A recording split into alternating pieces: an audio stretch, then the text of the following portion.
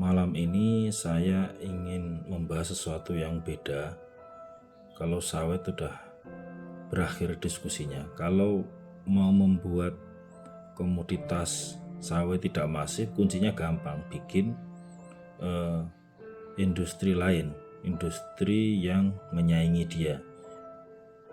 Bikin pabrik pengolahan coklat, pabrik pengolahan kopi, pengolahan kayu, dan lain-lain. Otomatis masyarakat itu akan punya pilihan. Sesimpel itu ya.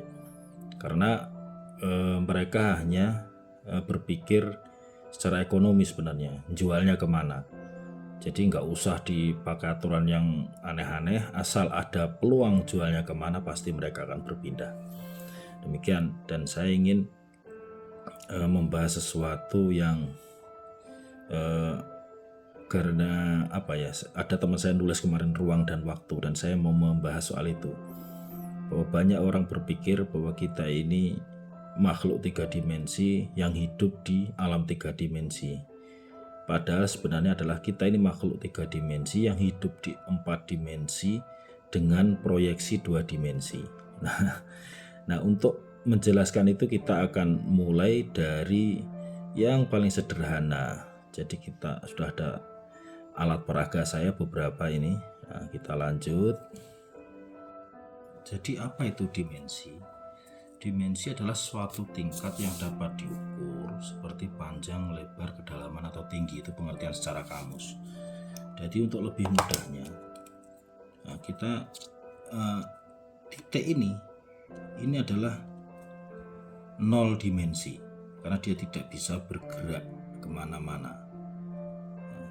Jadi kemudian garis ini adalah 1 dimensi. Dia bisa bergerak ke sini dan ke sini. Tidak peduli apapun bentuknya, mau bentuknya seperti ini, asal dia masih garis atau seperti ini, tetap 1 dimensi.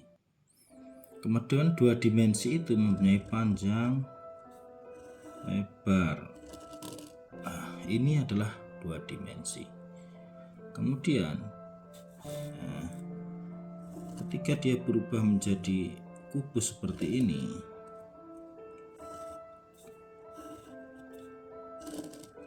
ini adalah 3 dimensi. Nah, manusia kita ini adalah makhluk 3 dimensi, tapi ada di 4 dimensi. Dimensi satunya apa? Dimensi satunya adalah waktu. Waktu ini hanya bisa bergerak maju secara konstan, dan itu hanya ke depan. Dia tidak bisa ke belakang, kecuali orang-orang yang sudah menaklukkan dimensi keempat. Habis mendengar penjelasan saya ini, Anda tidak akan takut dengan segala macam jin, setan, hantu, dan lain-lain itu tidak akan takut. Karena apa? Karena ketika kita sudah bisa masuk di dimensi, mereka ada di dimensi kelima sebenarnya, dimensi keempat dan kelima, tergantung tingkatannya. Nah, kenapa kita kenal orang Jawa dulu ada namanya Prabu Jayabaya? Dia bisa di dimensi waktu ini. Dia bisa masuk ke dimensi waktu ini, tidak hanya bergerak ke depan secara konstan dengan satuan detik, tapi dia bisa bergerak maju jauh 1000 tahun ke depan. Sehingga dia bisa melihat, kemudian meramalkan dalam kitab Jongko Joyoboyonya itu, tanah Jowo dikalungi wesi misalnya, itu ternyata rel kereta api. Terus ada kereta tanpa jaran, itu kereta apinya itu. Dan ono kapal perahu mabur neng awang-awang, itu pesawat. Karena dia menjelaskan dengan bahasanya itu, bagaimana mungkin kalau dia tidak bisa menaklukkan dimensi keempat ini, dia tidak akan mungkin bisa. Dan kalau sudah menaklukkan ini, dia bisa ke depan juga bisa ke belakang. Di era modern sekarang kita bisa ke belakang dengan melihat, misalnya kita merekam video di tahun 1990 dan kita melihat lagi, itu seolah-olah bisa dianggap ke belakang. Terus kemudian kita ini sebenarnya kenapa hanya kita ini makhluk 3 dimensi yang hidup di alam 4 dimensi. Nah, tapi kita hanya melihat proyeksi 2 dimensi. Karena apa? Karena semua yang kita lihat itu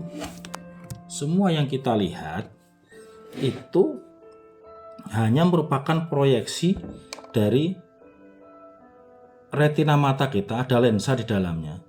Jadi semua yang kita lihat itu hanya 2 dimensi.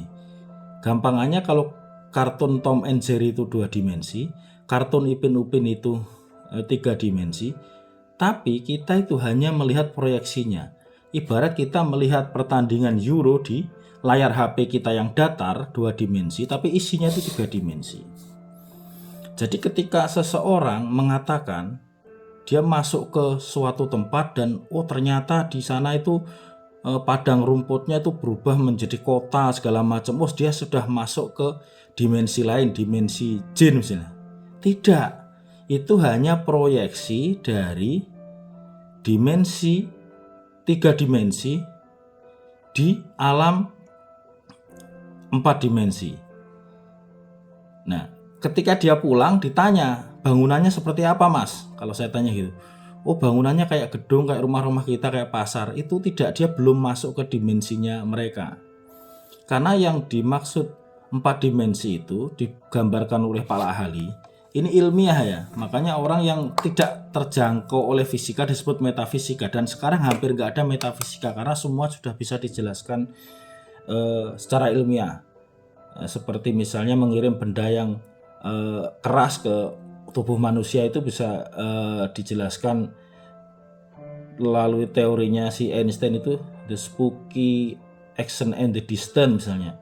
Nah, saya lanjutkan lagi. Jadi dimensi yang keempat itu selalu digambarkan oleh para ahli dengan tesseract. Jadi kubus yang nanti saya tampilkan. Kubus, dia ada bayangan kubusnya lagi di dalamnya dan dia itu bergerak konstan dari dalam keluar.